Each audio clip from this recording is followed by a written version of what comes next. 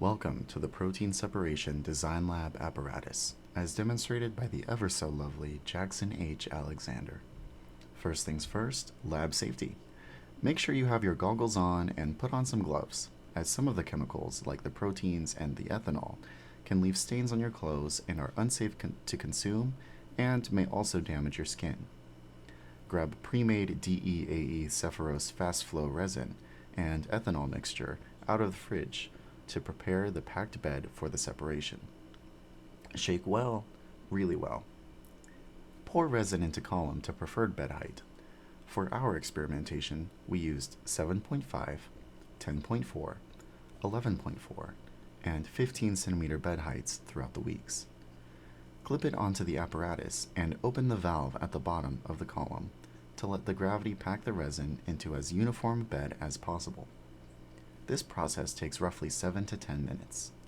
Keep a beaker at the bottom of the column to collect separated ethanol as it drips out. Watch the top of the column to make sure that there is a thin layer of buffer left.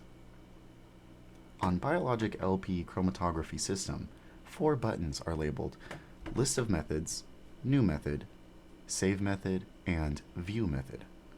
We'll open up the method titled Mix, where steps can be added or removed. In the video, Jackson is deleting steps to then show how to add new ones.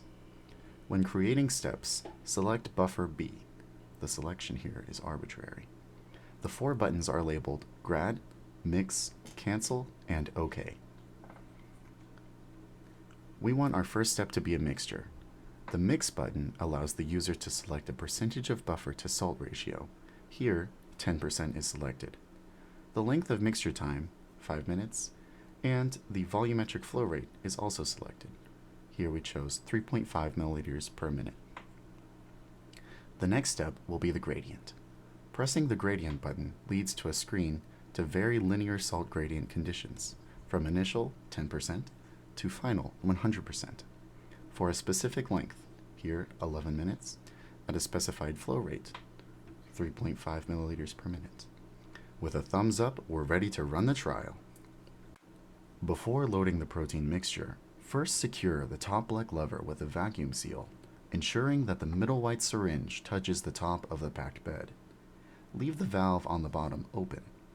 Next, we'll load a 2.5 milliliter sample of feed, buffer, and proteins from a syringe into the apparatus, ensuring that it's in the loading orientation. Before removing the syringe and breaking the vacuum seal, flip the orientation of the sample to flow through the actual apparatus. Then, opening up the biologic software on the computer, press Start to begin collecting data. Observe as the conductivity and absorbance of the mixture is being recorded. The first peak is the separated lysozyme, as we can see appearing here at 334. After a while, around 11 minutes, we see the second peak appear, with great distance between the 2 peaks.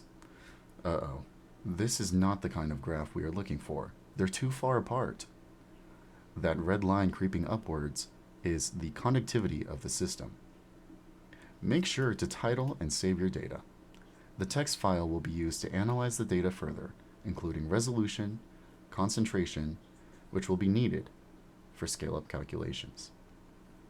Following each trial, purge the apparatus to rid the system of all remaining buffer solution and salt left inside the tubes.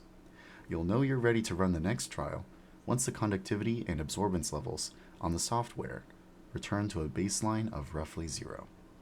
Thank you.